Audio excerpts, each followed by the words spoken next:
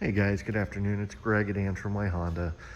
Just wanted to give you kind of an overview of this Pilot that you're going to be driving. Um, Show you some of the features and things.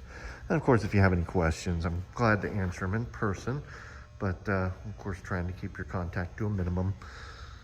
Back in the back, they all have a power tailgate that can be opened with the button here on the remote, or it's foot activated as well. And you just go right in the middle, put your foot straight in and straight out, right in the middle. It takes about a second and it will open up just like that.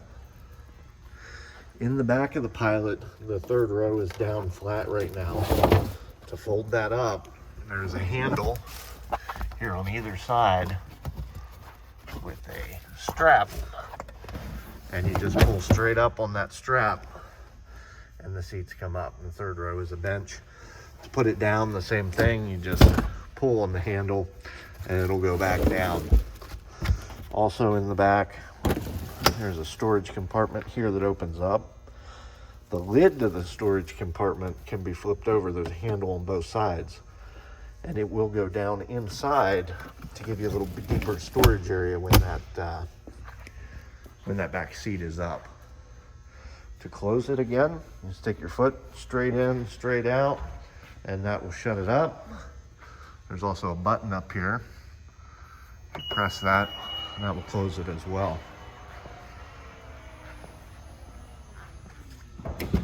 On the second row of seats in the Elite model, you can see those are bucket seats. There's a solid console area in the middle there. And then on the back of the console, I'll turn the lights on for you. There are controls. Both of these rear seats are heated, and it has a separate climate control for the back, as well as there's a 115 volt power outlet back there.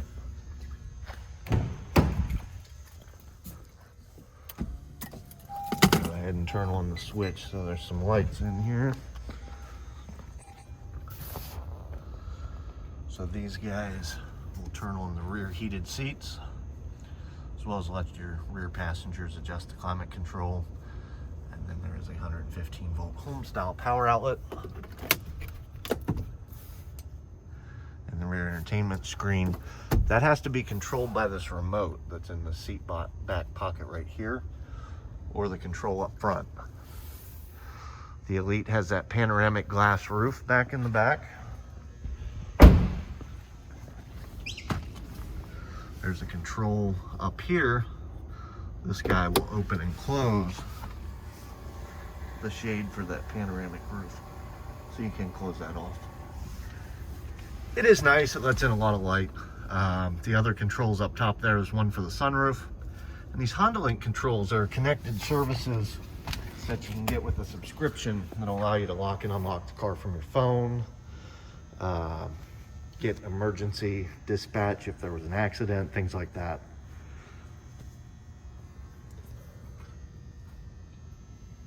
On the door here, the controls for your memory seats. They're linked up with your keys. So you have a driver 1, driver 2 key. When they're set up and you get in, the seat will go to the position that's expected. Power seat controls and lumbar controls are there. Down on the left side here, you have a button to turn the parking sensors on and off. You have a button for the road departure mitigation, that's this one. That will alert you if you're drifting out of your lane. Works between 45 and 90 miles an hour. You have a button that turns off the collision avoidance, that's otherwise always on, and the stability control. Up above that is the economy mode. Economy mode preserves fuel economy in lieu of performance. And most people will turn that on day one and just leave it on. When it is turned on,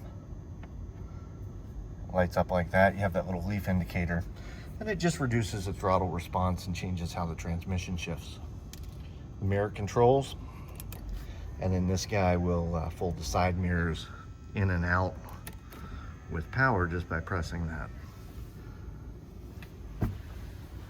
In the middle, you have the large touch display here. You have the Garmin-based navigation, just by touching navigation. To put in an address, you touch the Where To there, and you can type it right in the keyword or search box. It is Garmin based, and it comes with 5 years of free updates, and you get a lifetime traffic subscription with that. That comes along with it.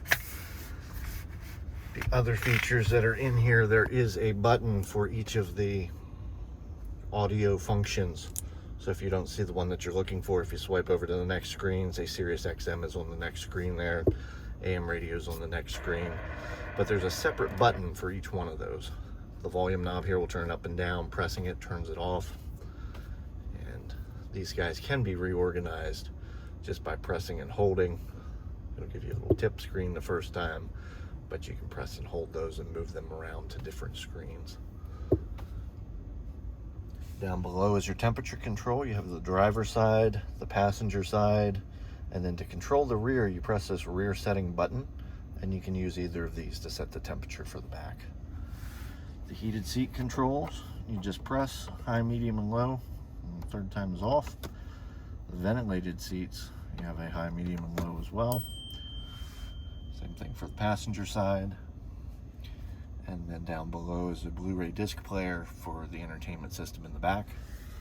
On down from that, this is a wireless charging pad for a compatible cell phone. If you just set your phone on there, it should start to charge if it's compatible. There's a little green light that comes on to let you know it's charging, but some of these larger phones will cover that up. You may not see it. A lot of phones will light up and let you know if it's charging. The transmission, you have park.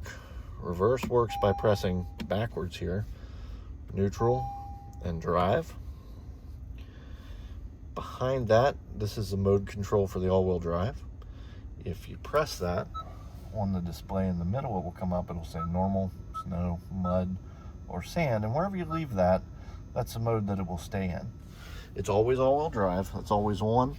To be honest with you, I've driven a Pilot almost every winter since they come out. In normal, it's fine. It's all-wheel drive. You'll do great. If you put it in the snow or mud or the specialized modes, telling it what you're doing in advance will just help the transmission be a little more proactive. Changes the way the stability control works a little bit, but that all-wheel drive is always there, even if you never change it. The other thing that's new, all the cars for 2020 and going forward have an auto engine stop feature. When you come to a traffic light, the engine may shut down. That's normal. When you take your foot off the brake, it will come back on almost immediately. This button turns that feature off, and it'll turn it off, but it will only stay off for that one trip. When you restart the car, it'll come back on. So if you want it off, you have to turn it off every time. Up on the steering wheel here, and when I leave it with you, I'll leave the headlights set to auto and the fog lights on. It has an auto high beam feature that'll turn the high beams on and off for you when a car comes or when the road's clear. Down below that, controls for the Bluetooth hands-free phone. And this little home button changes the display up top here. So by pressing home and then you use these up and down arrows, you can select what will be displayed up there, be it the navigation system, trip computer, radio information that's customizable. And then on this side, this is the heated steering wheel on and off, the main for the adaptive cruise and lane keeping assist. When you turn that on, it displays ACC, LKAS, that's adaptive cruise control and lane keeping assist. And what that does, when you set your cruise control, it will display up top the speed that you've set it for. If traffic slows down, say you set it on 70, traffic slows down to 50, the car will slow down and it'll follow behind the car in front of you. This button here changes, I don't know if you can see those little bars moving up there. There's 3, 2, 1. That's how close you'll follow the car in front of you. The other feature to that, this is lane keeping assist. When you turn that on, these little road lines come up, and the steering will assist you to stay centered in the lane. You'll feel it making little steering corrections. That system works between 45 and 90 miles an hour as well, so more of an interstate type thing, but that's how that works. I think I've covered most of it here. I wanted to give you an overview, like I said, since I'm not allowed to go on a test drive or get in a car with anybody right now. Try to give you some details, answer some questions for you. if you have more, please don't hesitate to call or ask. I'm always available. You have my cell phone. It's 717-360-3422. Thanks a lot.